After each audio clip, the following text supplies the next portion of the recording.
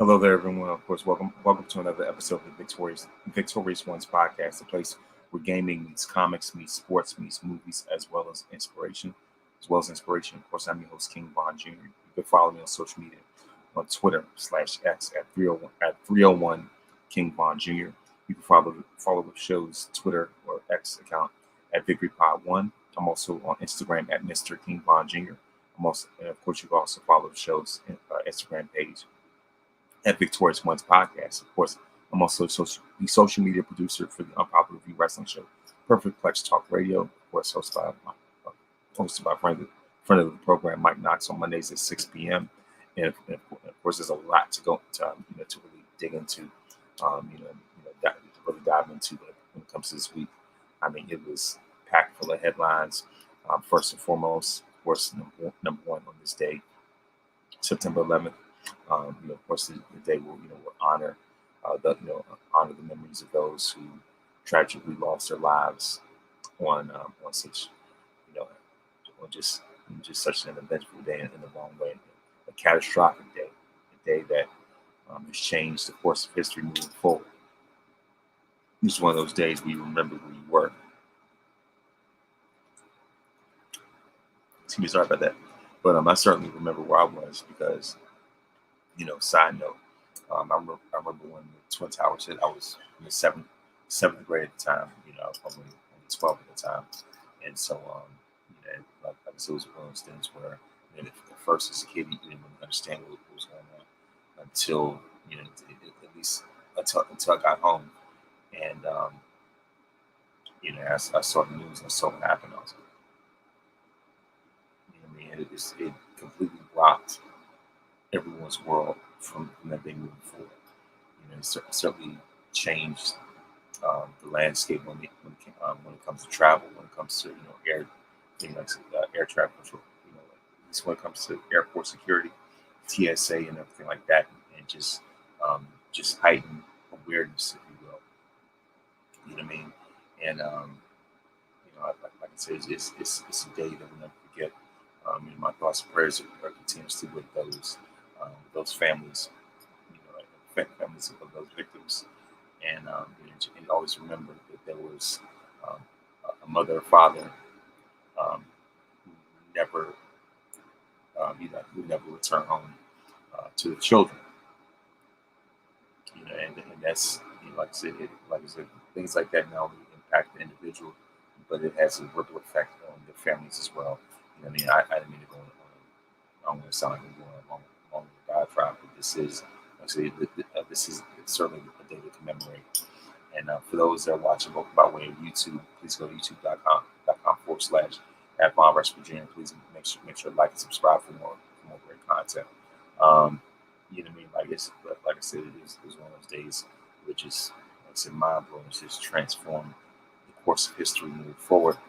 And of course, as you see right now, I'm wearing, my favorite Captain America shirt that I got from Target, by the way.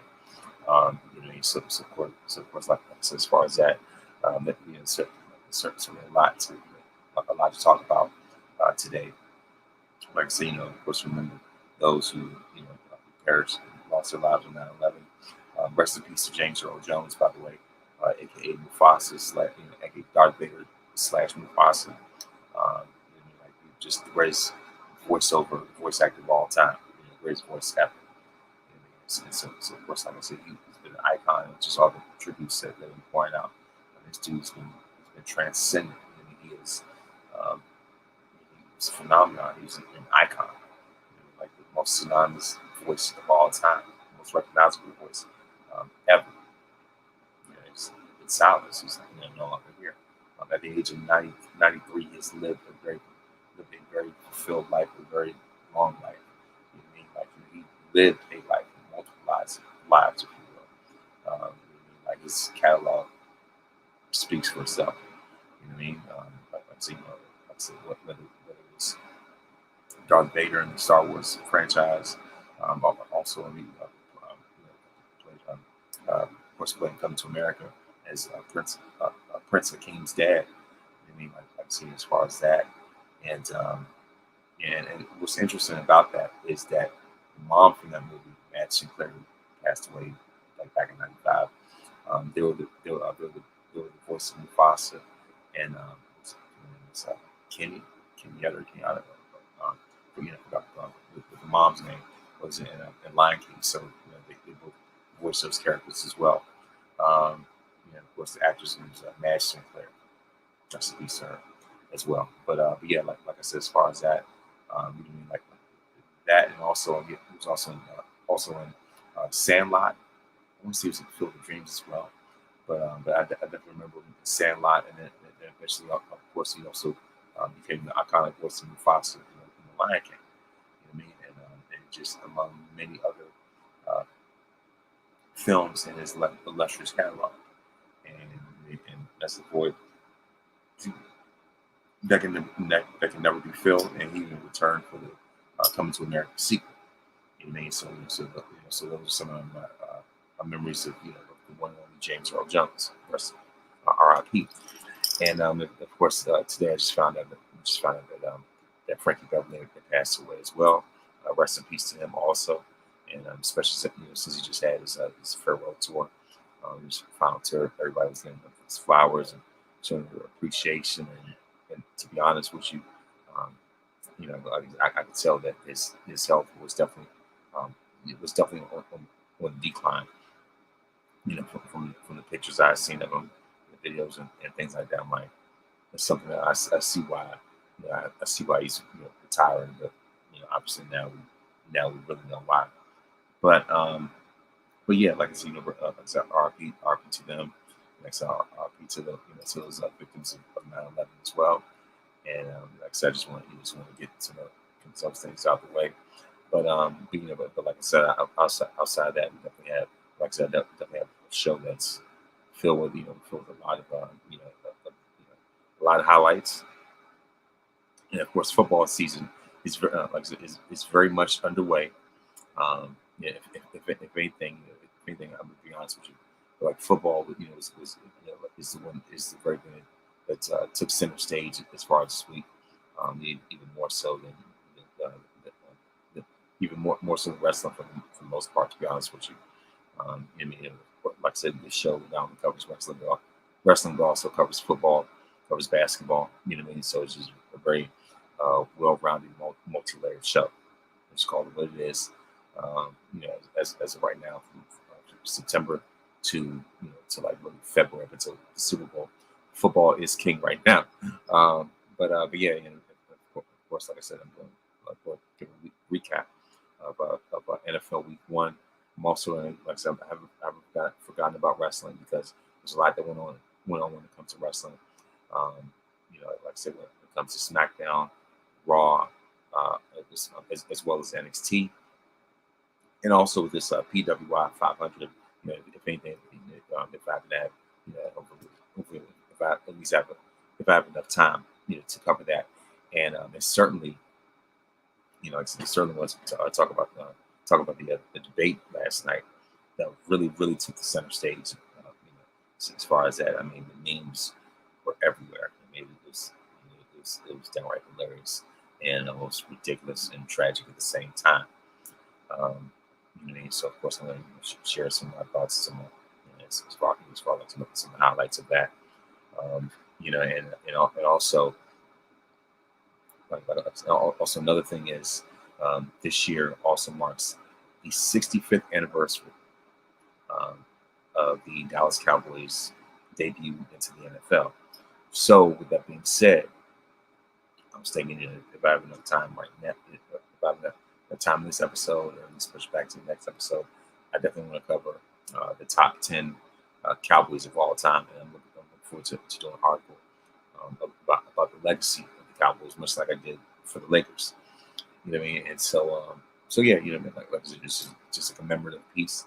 And so of course, as far as that, of course, with that being said, now it's time to get underway with with the rest of the show when it comes to this rundown. So now it's time to go into the results for sorry that. Slow down. Let me slow down for a minute. Like I said, now it's time for me to go into the results. Friday Night SmackDown, or at least a recap. And so, so of course, SmackDown took place in in Edmonton, Alberta, Canada. And so of course, you have at the segment between Cody Rhodes and Solo Sikoa. And but anyway, like let me slow for a minute. But like I said, of course, SmackDown kicks off with the segment between Cody Rhodes and Solo. So of course, Cody says, Edmonton, what do we want to talk about? And he's, this is a very a huge crowd, of course. And then so of course, as a baby face, he's actually do a cheap pop, to, cheap pop to the crowd. And of course, talked about how Bash Berlin was victorious, and had a great outing against Canada's very own Kevin Owens. And of course, of course, Cody was saying they didn't get to do his last week because of the language barrier, but of course, he was like, of course, he was talking about, of course, wanted to welcome him back. But but as far as that, of course, Cody was saying he wanted to go further, but he was like, I've done this long enough to know that any moment he's going to get interrupted. And so, of course, he was like, before I get interrupted, allow me to extend the invitation to the bloodline. So, of course, Cody jumped ahead of everything and wanted to introduce the bloodline. And so of course, Solo comes out and he asked Cody if he was done. And so asked him to finish running his mouth. And so, of course, he was asking if he was ready to defend that undisputed title against a real challenger like himself. And of course, Solo says he could have been the champion and he could have been in SummerSlam, but it was for Roman Reigns. And of course, with that being said, Solo wants to invoke his rematch clause. And sorry about that. And of course, Cody was saying certainly, for the season premiere of SmackDown, next week, since it's going to be on USA Network, that he's saying that there should be an undisputed WWE championship match. And so of course, Cody plays up Solo being a formidable athlete, unhinged and effective and just dangerous. And he was like, truthfully, he's the number one contender in his book. And talked about how he stepped out of the shadow of, of course, of the tribal chief himself, Roman Reigns, and Roman was trying to keep him down. He said that the Solo indeed deserved a WWE Championship match. And actually, really, if anything, Cody definitely pulled a swerve, swerve the audience. And when he's saying that, he said you do indeed deserve a WWE Championship match, but instead, instead of talking Solo, Cody was actually talking to Jacob Fatu, and as far as that, but it's just like, as I think about it, I feel as though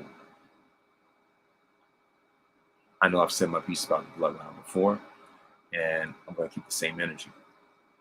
I feel as though this iteration of the bloodline is not really firing on all cylinders. It's not really hitting the way that we kind of expected it to. At least the way that we thought it would.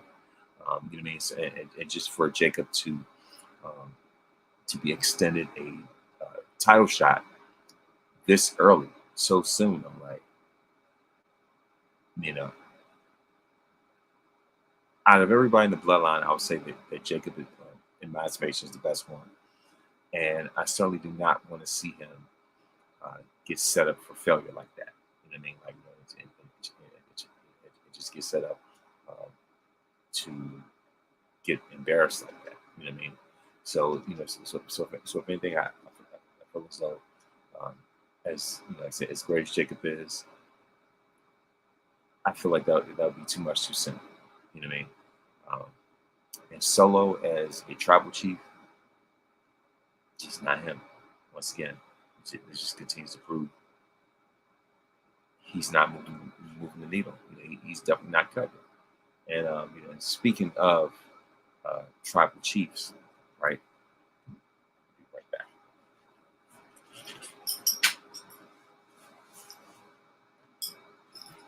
Surprise, surprise. OTC, baby. OTC. I know I haven't, I know I hadn't shown it yet, but like I say, I'm proud to announce I have my original tribal chief, excuse me, original tribal chief shirt, OTC, like original tribal chief, over the counter, whatever you want to name it. Yeah, like I said, I think I'm very excited about that. Great design, as always when it comes to anything pertaining to Roman Reigns. You know what I mean? Like, and make sure, like I said, make sure to present the best of the best. And so,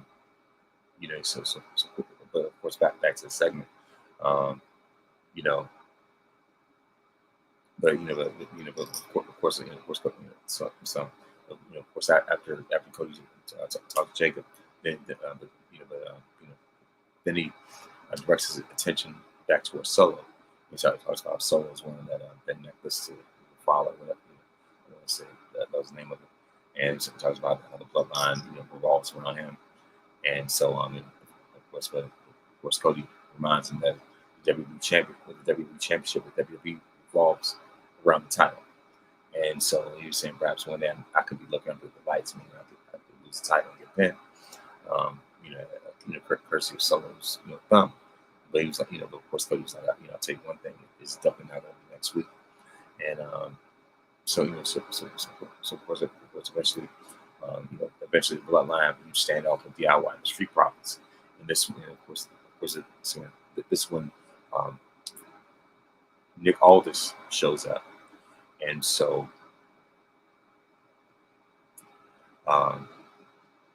when Nick Aldis arrives, of course he puts the bloodline, Street Profits, and DIY in an eight man tag team match in the main event of SmackDown.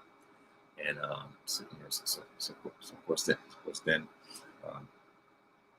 Nick Aldis makes it official that next week, or at least now, this upcoming week now with a premiere on USA Network.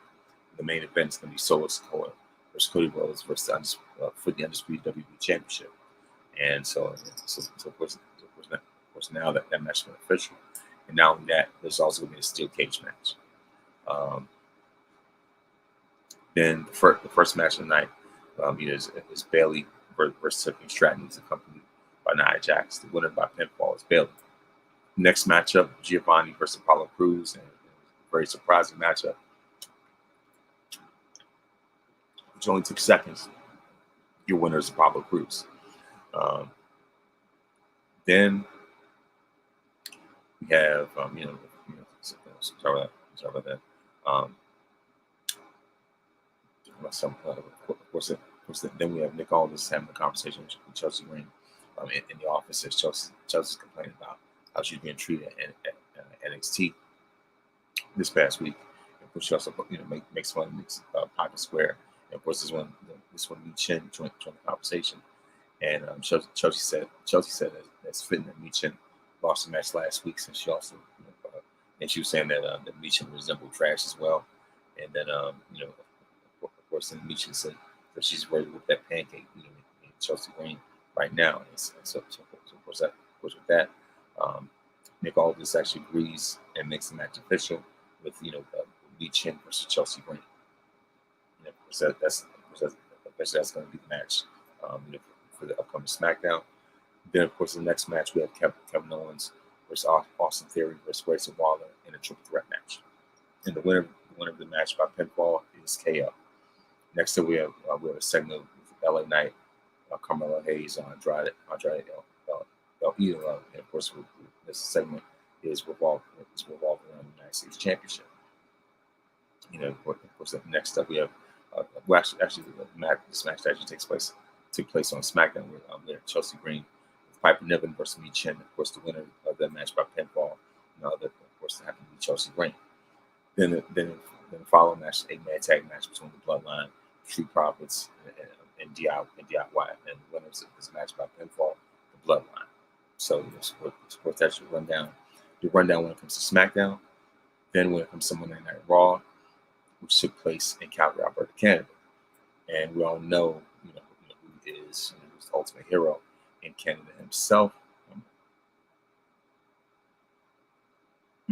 I wonder if anyone of those planes, not 9/11 survived. I don't think they did. There may have been a few. You know what I mean? As a matter of fact, Angel Hall asked a question. Let me see if there were any survivors of that 9/11 plane crash. You know what? As a matter of fact, let me see.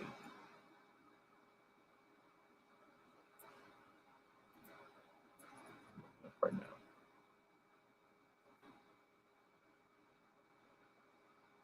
Yeah, as a matter of fact, there's somebody who asked the question. Let me see. I wonder if any one of those planes in 9/11 survived. I'm glad you asked the question. I literally just looked it up right now. Yes, as a matter of fact, actually, there's a survivor of 9/11. As a matter of fact, his a gentleman by the name of Michael Hinkson. He was on the North Tower on the 78th floor when the building was hit by flight 11. Flight 11. Um, on the day of 9/11. And so of course, Michael Hinkson is also blind. So of course he's a best-selling author and keynote. And so of course to answer your question, yes, there was a survivor of 9/11, and he's lived to tell the story. And we'll see if there were any other survivors as well. Um, man, man. As a matter of fact, there are a number of survivors. And matter of fact, I just found out that National Geographic has done a series about survivor stories, how the survivors of 9/11 have been telling their stories. So to answer your question, yes, there have been survivors for September 11th. Thankfully, but yeah, like I say, of course, my prayers go out to those who survived, and also for the families of those who lost their lives, of course. Um, Never forget 9/11. But back to back to my recap. And so of course, on September 9th, Monday Night Raw took place in Calgary, Alberta, Canada, and so it's only fitting. Anytime you're in Canada, you have to bring out the ultimate ambassador of Canada when it comes to wrestling. You know what I mean? It's like pretty much wrestling's Canadian Prime Minister, pretty much, if you will. You know what I mean? Like the guy who is the face of Canadian wrestling. You cannot talk about Canadian wrestlers and not mention this guy. He is in a league of his own. He is the GOAT when it comes to Canadian wrestling. He's the best there is, the best there was, the best ever will be. The excellence of execution, no other than Bret the Hitman Hart. And so Bret Hart made his return in Calgary on Monday. Of course, that was the Scotiabank Arena, home of the Calgary Flames. And of course, that night they paid tribute to two players who lost their lives in a deadly hit and run car accident by I want to say by way of a drunk driver. And so but like I said, as far as that, of course, when it comes to Bret, they say no matter what, he's always going to receive receive a hero's welcome that he rightfully deserves, right? And so of course, in regards to Monday's rundown, was the fatal four-way number one contenders match for the shot at the Intercontinental Championship with Jey Uso versus Braun Strowman versus Ilya Dragunov versus Pete Dunne, with women's tag team championship match with Bianca Belair and Jay Cargill versus Alba Fire and Outlet Dawn. We have also a street fight, the YS6 versus American Made and of course, was obviously Bret's appearance was marquee, marquee attraction, if you will, because they're in Canada, because they were in Canada. And then, of course, Drew McIntyre responded to his attack on CM Punk. There's Zelina Vega, Lyra Valkyria, and a mystery partner versus Pure Fusion Collective, aka the Stud Patrol. I still call them that. And we have Dragon Lee versus Dominic Mysterio. And I must say that YF6 match versus American Made was amazing. I was like, yeah, this definitely exceeded expectations. And being in the ring with American Made certainly pushed YF6 to step the game up in the ring. It definitely pushed them to a whole nother level, which they needed. They definitely needed, like I said, a very monumental win anyway. And of course, Finn Balor has a promo about how he was tired of Damian Priest. Of Damian Priest push him into the background. He was tired of being a Damian shadow when they were together in the Judgment Day, and of course he blamed Damian for for him not winning the Heavyweight Championship. Of course, back in 2023, and of course he accused his former teammate of screwing out the title against Seth Rollins back when Priest was carrying the Money in the Bank briefcase, and so this definitely provoked Damian Priest to come out. Of course, not only that, but the rest of the Judgment Day came out. And of course, Rhea Ripley led them to the ring, and of course, in an attempt to help her fellow territory Damian Priest, but of course, number advantage at the time was way too much. But and the funniest part about this was when Rhea came out. You could see Liv Morgan running down, and so Rhea knew what was coming, and she just knocked her out knocked her out and laid her out with that crutch. I thought it was like low key comedy. I thought it was pretty hilarious. But in the end, it felt like a segment that was mainly designed to heat the Judgment Day back up after they are dominated by the Territorians, and so. The thing about it is, it's just like, it's like they still need at least quality one or two before the one side of booking, still can't be completely forgotten, if you will. And so it should, like I said, and also it's been confirmed at Bad Blood, Rhea Ripley is going to challenge Liv Morgan in a rematch, for the women's world title. So that match is officially set in stone. October 5th at Bad Blood, Rhea Ripley versus Liv Morgan.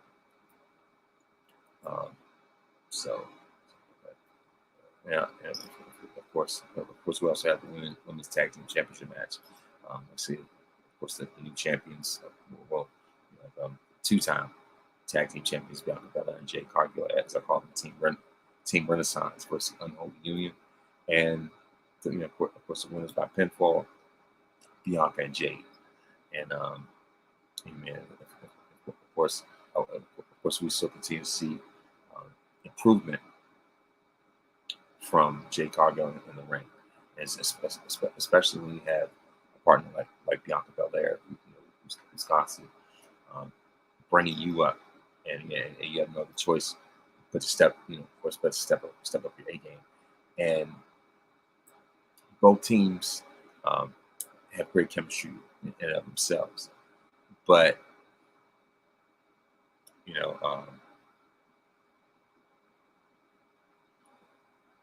I will say that it's just more natural when it comes to Bianca and Jade, when it comes to their tag team chemistry, because they're pretty much one the same. Bianca's got the advantage in the ring. Between those two, she is certainly more of the ring general compared to Jade. But of course, like I said, I like the way that things are playing out with them as a team, because when that turn happens, it's going to be that much better. Then we have the return of Bret Hart, Calgary's very own.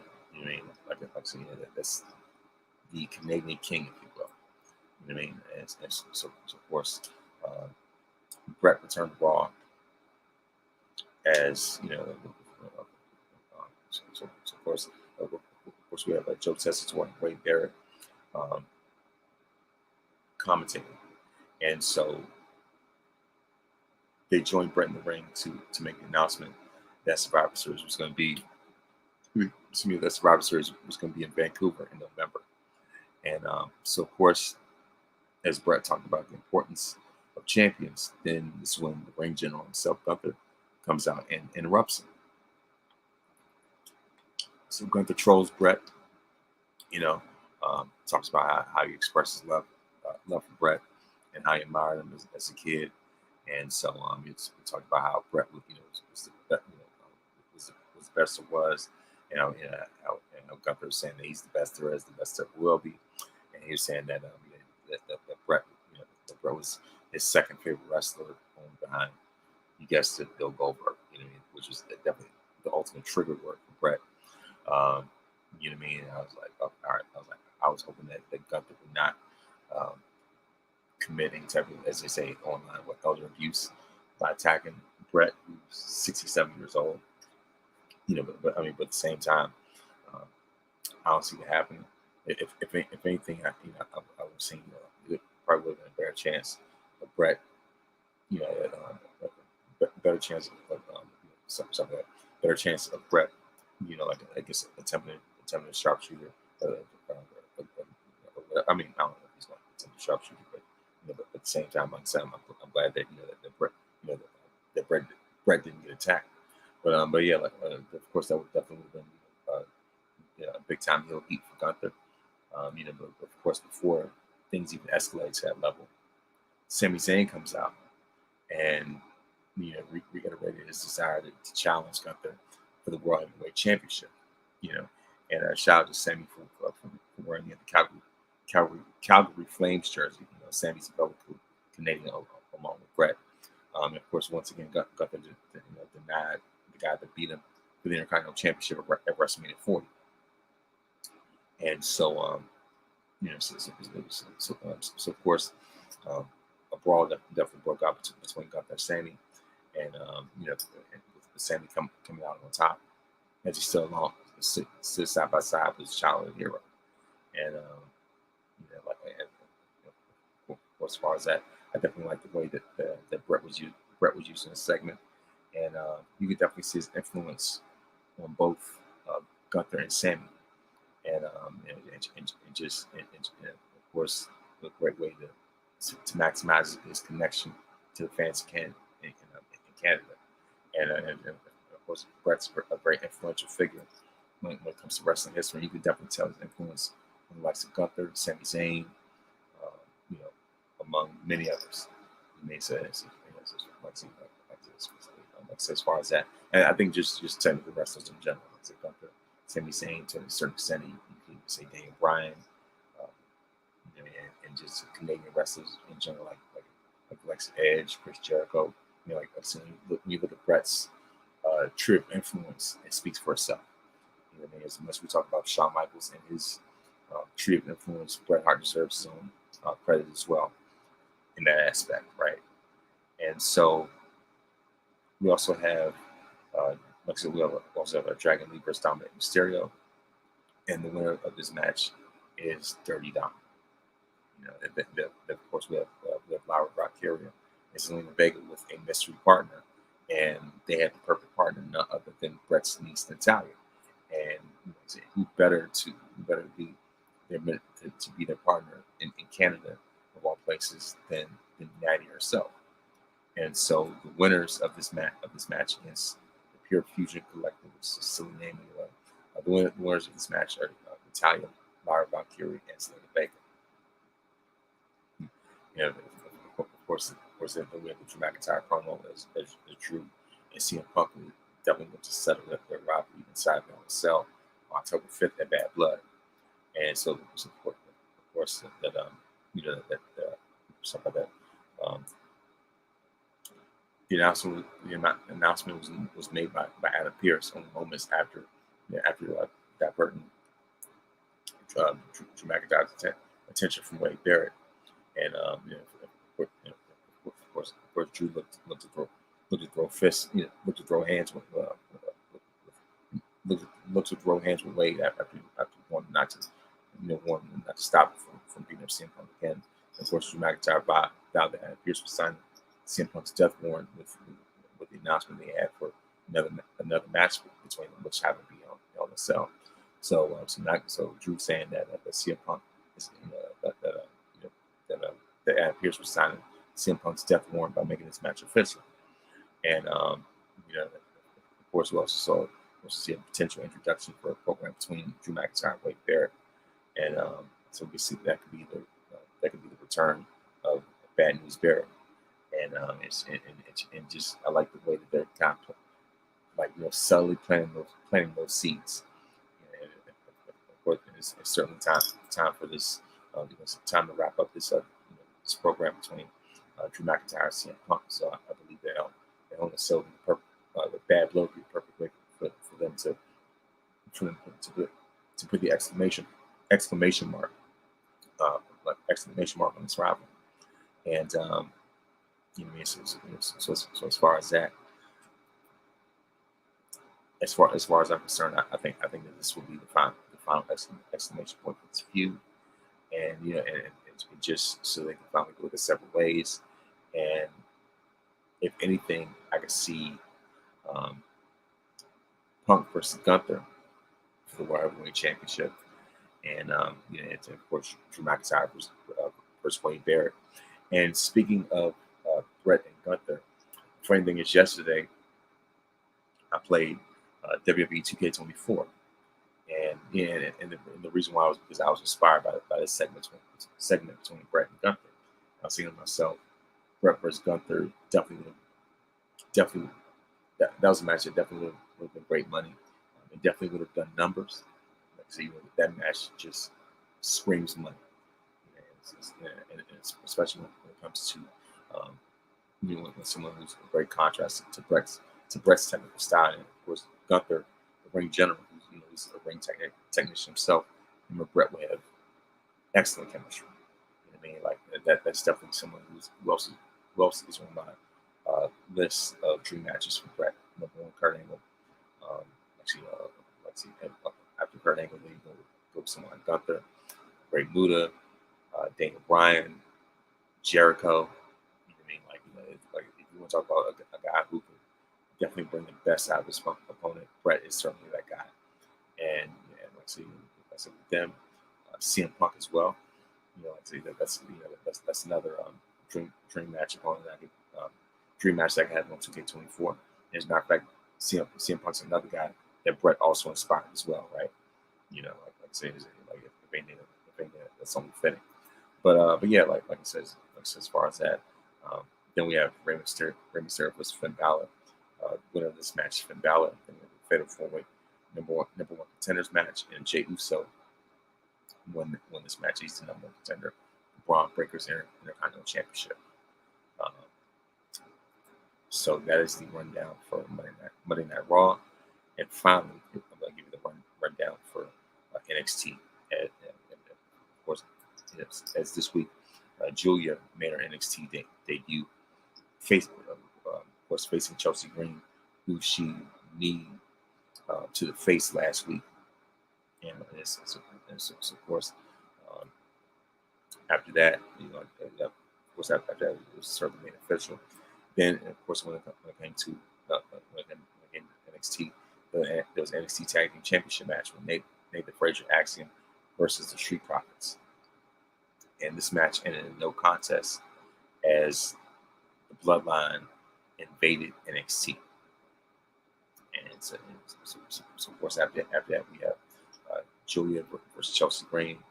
The winner of this match, obviously by pinfall, Julia.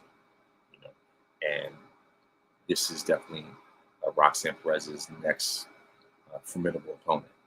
And I like how they're building strong opponents for Roxanne to make this title run even stronger. Then we have the Heritage Cup Championship match with Charlie Dempsey versus Javon Evans, and the winner of this match, Charlie Dempsey, by way of pinfall. By way of pinfall.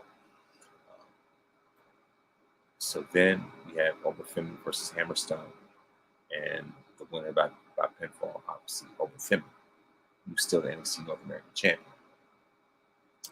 And of course, Tony D'Angelo is watching backstage, and he just clearly still has no answer for Obafemi. So, and you definitely see that the family has more in their hands for when it comes to a guy like that. Next up, we have Rich Holland versus Duke Hudson. And of course, the winner of this match by pinfall is Rich Holland. Next up, we have a TNA Knockouts Championship match on NXT, by the way. TNA Knockouts Championship match with Jordan Grace versus Saul Ruka. And the winner of this match by disqualification is Jordan Grace to retain the TNA Knockouts Championship. And I like how they're creating more of a balance in this partnership with NXT and TNA, and like I said, instead of just being so pro NXT, like I said, I'm glad that TNA was able to get some shine.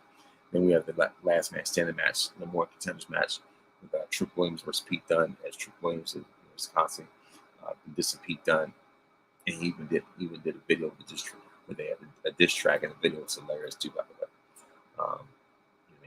So of course the winner, like I said, the winner of this match, and then the number one contender by way of a 10 count is Trick Williams. So now he's got the chance to challenge for the NXT Championship at the CW premiere. And so of course that's the conclusion. That is the conclusion of the Trick Williams versus Pete Dunne rivalry. And so that concludes my recap of the Week in Wrestling. And then I definitely want to go into a brief review of this list of the PWI 500. Let's see.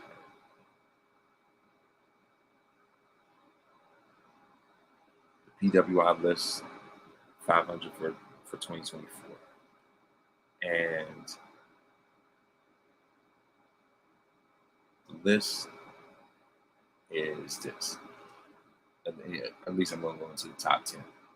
Number one, Cody Rhodes. Number 2, Swerve Strickland. Number 3, Will Ospreay. Number 4, Seth freaking Rollins. Number 5, Tetsuya Naito. Number 6, Damian Priest. Definitely been a breakout season for him. Number 7, MJF. Number 8, Jon Moxley. Number 9, the Reign General Gunther. Number 10, Mystico. All right. That being said, then you have Sami Zayn. Actually, Samoa Joe 11, Sami Zayn 12, Drew McIntyre 13.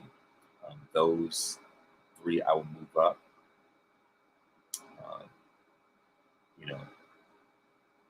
I will put Gunther, certainly put him much higher, especially since you went right from being the Intercontinental Champion to the King of the Ring, and now he's the World Heavyweight Champion. So that's pretty much a trifecta right there. Swerve, I'm not really too keen on, especially when he had that abysmal match. But then again, at the same time, this is the evaluation from August 1st, 2023 to July 31st, 2024. So of course the evaluation was before that ridiculous match that they had all out. I'm not going to talk about on this podcast. It's just not worth my time, to be honest with you. But again, it's of course. But at the same time, Swerve did find a way to troll.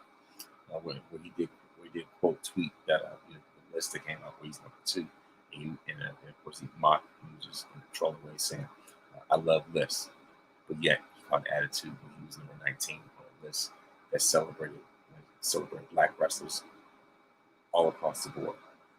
He caught attitude about that where he was number 19 on a list from a Black wrestling podcast, right? But yet never said a word about all the times that PWI had him in the triple digits in the PWI 500. He never said a word about that at all. But as soon as he's number 2 on the list, shoots right up Now, you know, he's in troll mode. I'm like, come on now. I'm like, I got nothing else to say about that. But yeah, anyway, Gunther, I would assume move him higher out, right? Move him past Ospreay and Naito. You know, Sami Zayn, I can see him possibly being like number 11 or number 10. If anything, I think I even put Sami Zayn actually ahead of John Moxley, to be honest with you. But yeah, like I said, of course, like I said, plenty of other names: Bryan Danielson, Moose, Jey Uso, all the way down to 17. Um, there's a lot of questionable rankings, you know. Um, but at the end of the day, it's just like a tool to to have people create conversation. Whatever the case is. But hey, if that's the case, then they definitely did their job. Definitely served its purpose. Um, so, but yeah, like as far as that, um, those are some of the things that you know honestly would change. And so now that we've had the wrap up when it comes to wrestling, now it is time for the recap of NFL Week 1. And Week 1 definitely it definitely started off with a bang. With of course Week 1 definitely, like I said, definitely start with a bang. Of course with the Chiefs defeating the Ravens at home um, by way of 1 foot. They won 27-20. Great game. Stayed up from start to finish to watch it. Then on Friday, something that's probably never been done before, the NFL had a Friday night game. And it was in Brazil, by the way. We had the Eagles versus the Packers. Philadelphia Eagles versus Green Bay Packers. I would say that this game was actually better than the Thursday night game. It was definitely, like I said, it was definitely a thrill to watch. Um, the only drawback is, would be the stadium, because that grass was terrible to the point where Jordan Love got injured and he's going to miss a pretty significant amount of time. He's 6 to 7 games. Not a good look for Green Bay. However, I will say that the MVP of that game was none other than Saquon Barkley himself. So Jordan Love went 17-34 for 260 yards, 2 touchdowns, and 1 interception. Jalen Hurts went 20-34 for 278 yards, 2 touchdowns, 2 interceptions. Their games were not that far off, like I said, in terms of their production. Like I said, not that far off from each other, practically identical almost.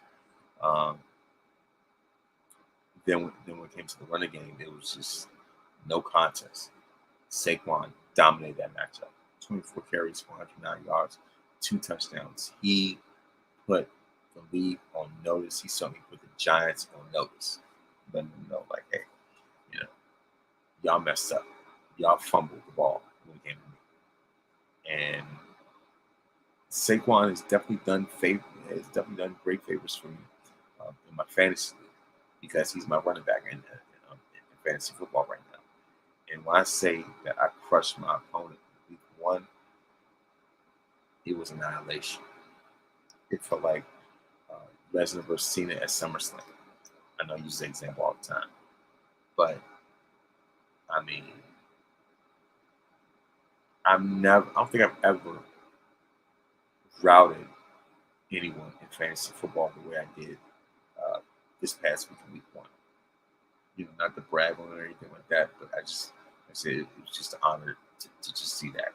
It was amazing, amazing to see. So thank you very much to Saquon for helping me to rack up those points.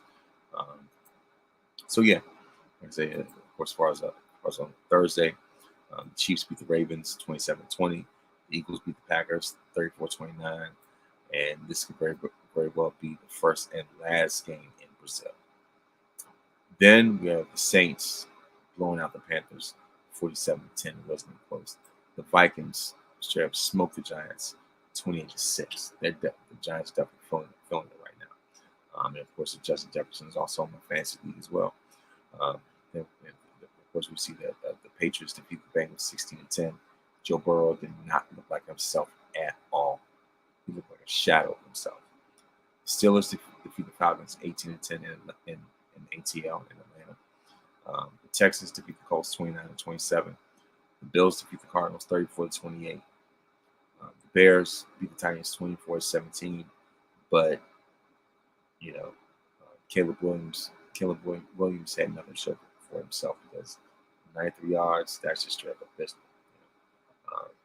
It's a miracle that the Bears were able to win, but Caleb Williams is the number one overall pick. It's not a good look. The Dolphins defeat the Jaguars 20-17. Seahawks defeat the Broncos 26-20. The Chargers defeat the Raiders 22-10. My beloved Cowboys defeat the Browns 33-17. Crushed them. I would say that last touchdown was a mercy touchdown. Like the score doesn't even tell the whole story. We were firing on all cylinders. It was amazing to see. The Buccaneers defeat the Washington Commodores 37-20. Great to see. The Detroit Lions defeat the Los Angeles Rams, LA Rams 26-20. And of course, last but not least, on Monday night.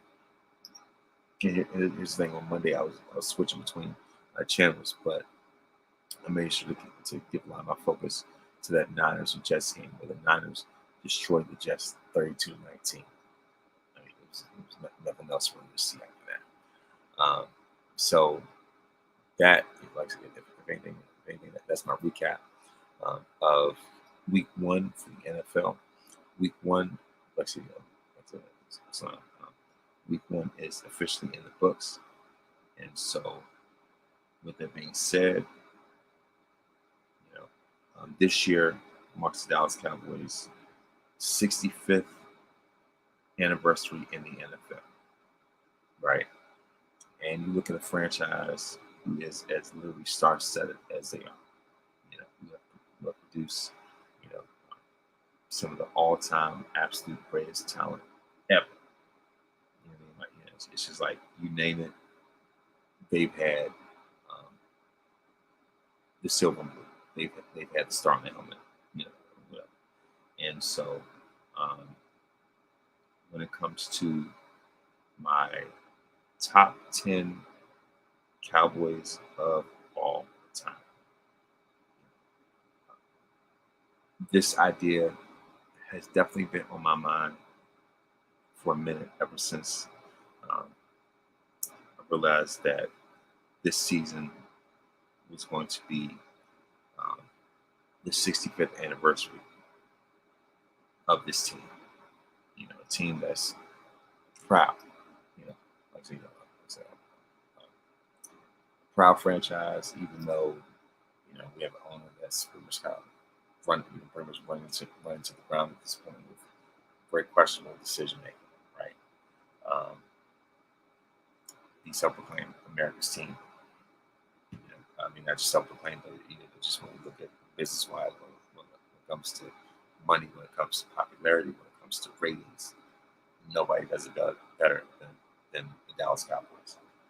Hence why I have my hat on right now, along with this Captain America shirt. So it's just like America's team, Captain America go hand in hand, right? Actually, I also have another Captain America shirt that has the same colors as the Cowboys. But yeah, when it comes to the greatest Cowboys of all time, there were so many players that have left an indelible mark on this franchise. And so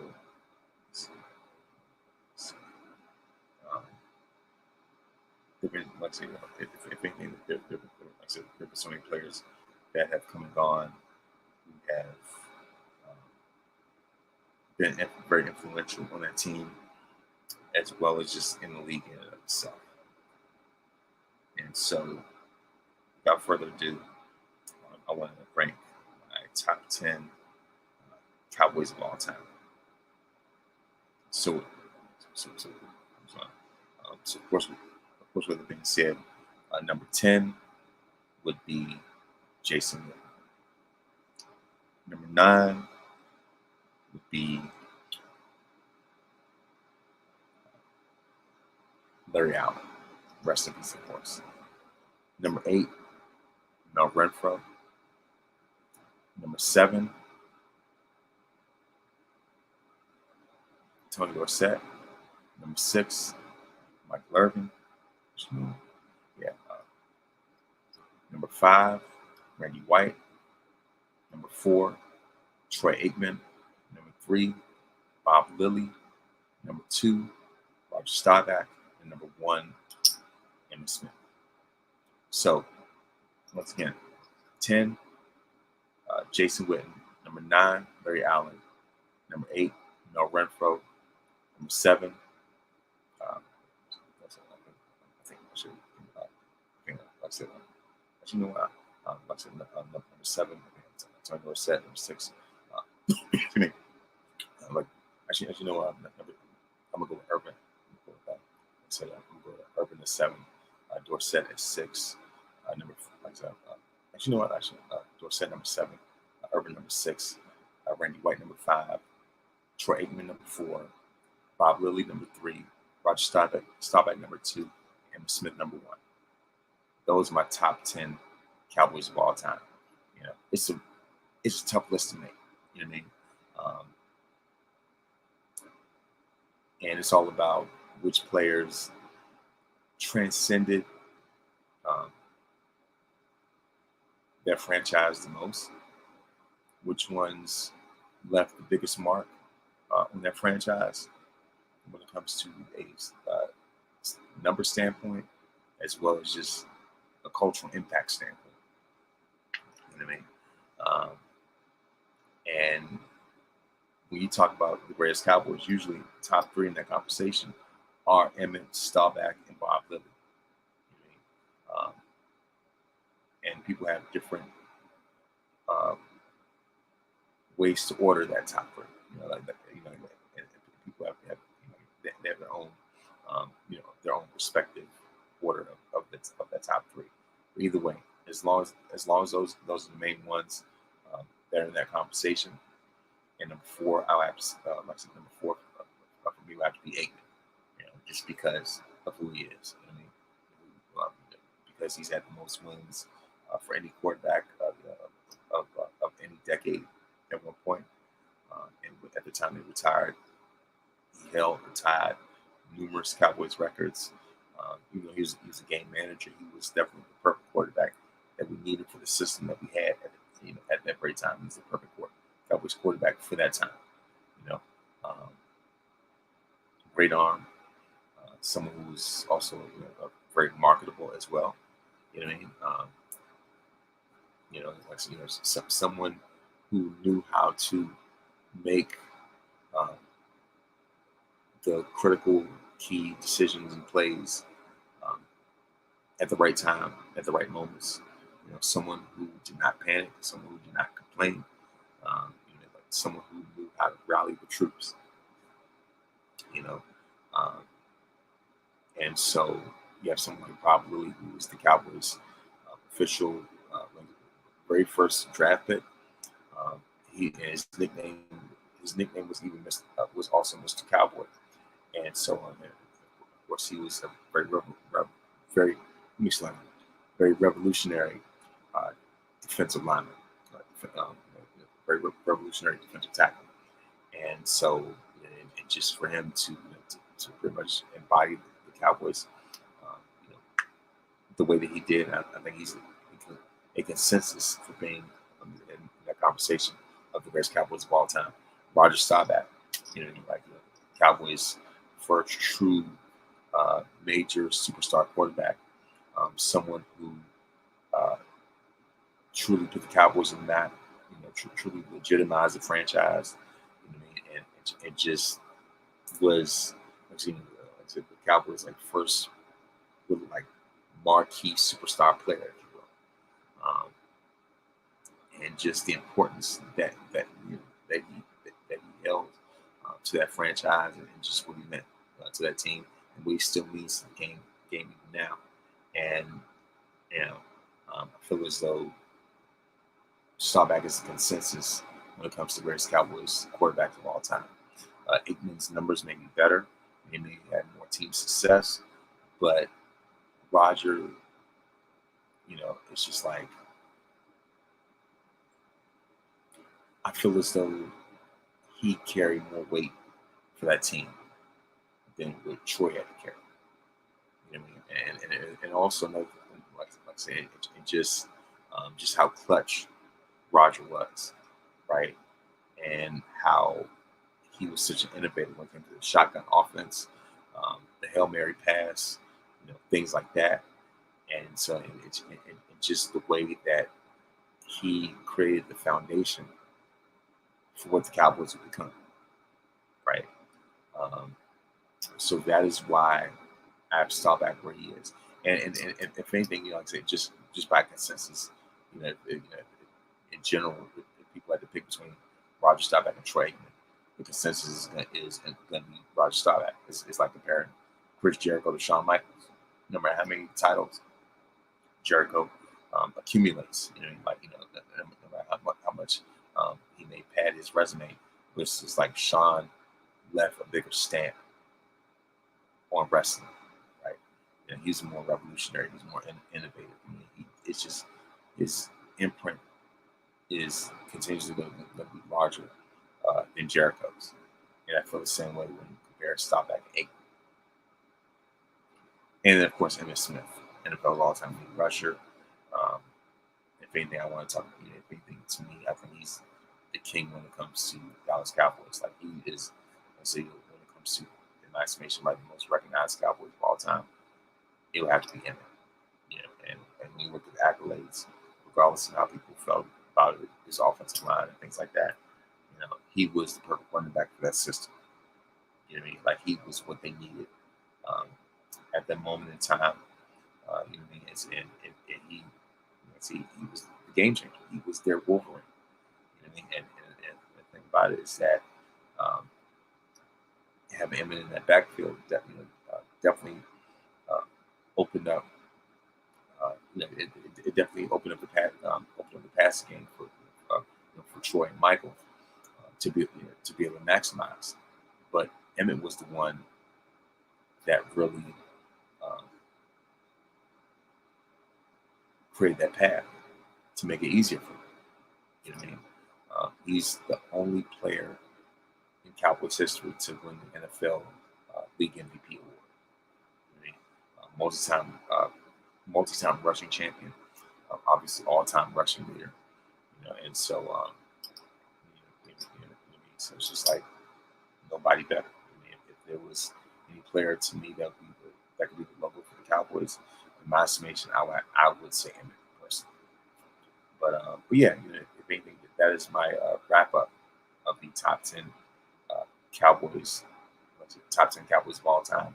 In honor of their 65th anniversary this year. So I feel it's on fitting, especially after got that W. So it's just like, why not? You know what I mean? And especially after Dak, became the highest paid player in NFL history. I don't agree with it, but whatever. He's got his money, right? It was 236, 240 million. CeeDee Lamb got 136 million. So it's just like you kick off the season with a bang. I might as well strike the iron while it's hot. So why not? Here we are. And of course, certainly, a big thing big issue I really want to talk about is the debate last night. And last night, I got to see the debate at a watch party over. Shout out to the Bus Boys and Poets here in the DMV area in PG County. And when I say that Kamala Harris ate Agent Orange alive, I mean, she destroyed him. I mean, and the thing is, I appreciate the way that she kept her composure. She was just stay calm the whole time to the point where she would actually start to laugh at her. And Trump is a walking laughing stock. And the calmer she was, the more unhinged he became, and to the point where he just started spitting out a bunch of just garbage. I'm talking about Haitian migrants eating cats and dogs, and talking about aliens getting transgender surgery, all type of stupid stuff, whatever. And Trump is definitely a walking meme, and anything he says, is meme material. And I like how Kamala Harris called him out on issues in regards to not only women's reproductive rights, how Trump pretty much sold out our country with tariffs to China, and of course, things like that, and just how just his love affair with the likes of Vladimir Putin, Kim Jong Un, saying that he was writing love letters to love letters to Kim Jong Un out there, out there in North Korea and stuff like that, and just like saying, of course, as they brought up Ashley Babbitt, who was shot, and killed on January 6th. But when you put yourself on the wrong side of history, expect something like that to happen, unfortunately. But yeah, you want stupid, you play stupid games, you want stupid prizes.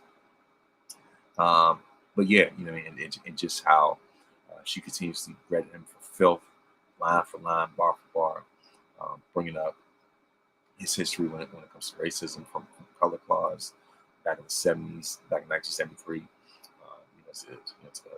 to the Central Park Five back in '89, full page ad, all the way down to question Obama's citizenship, the birther, the birther movement, things like that, and just just like I said, just read him for the garbage and the filth that he is, and so and just how, like I said, how Trump just unraveled, like I said, just unraveled himself. It just made himself look like the moron that he is. And so of course, that was a kudos to Kamala Harris for destroying him in this debate. And apparently, there's talks of another debate that's going to be happening, and I'm definitely going to keep my eyes out on that. But when I say that, she destroyed him, ethered him, by the way. That's pretty much understatement. And the thing is, in the beginning, she set the tone by approaching him to extend her hand, for the handshake to introduce herself. So she approached him and let her presence be known. And from that point on, that definitely set the tone for the rest of what we saw moving forward. Especially when she told everybody that Donald Trump has no plan for you, he clearly doesn't.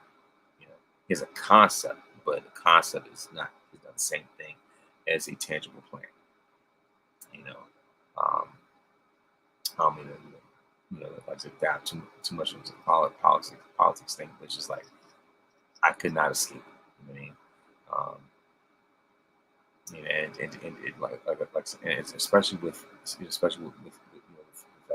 with the climate that we're in, and and just how we're in just a drastic situation right now. It's like it's a powder keg waiting to explode, and there is so like I said, the winner in a very decisive fashion of this debate. So it was not other than of course none other than Kamala Harris herself.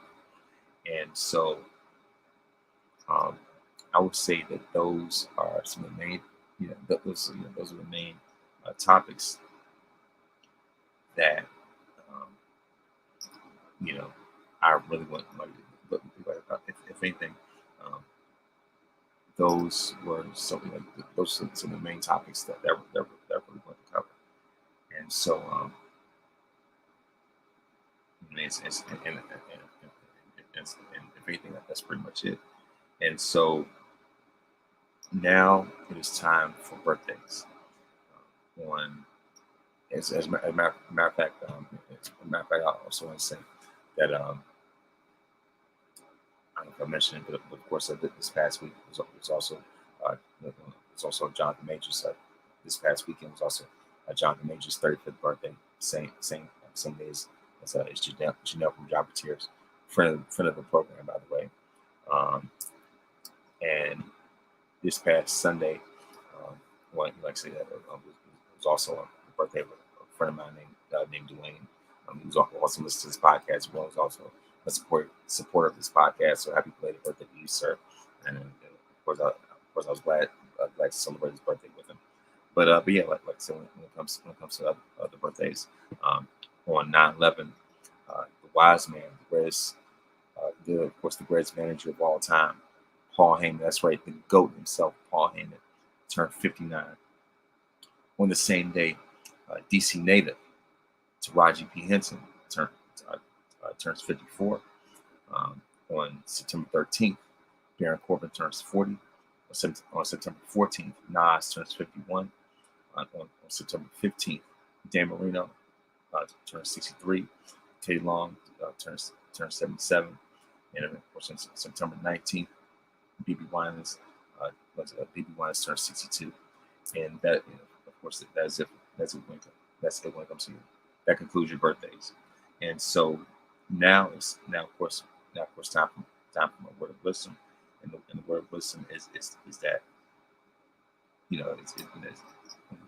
so, um, my word of wisdom is that God dwells within you. You know, whatever you, and also whatever gift that you have, um, is to minister to God.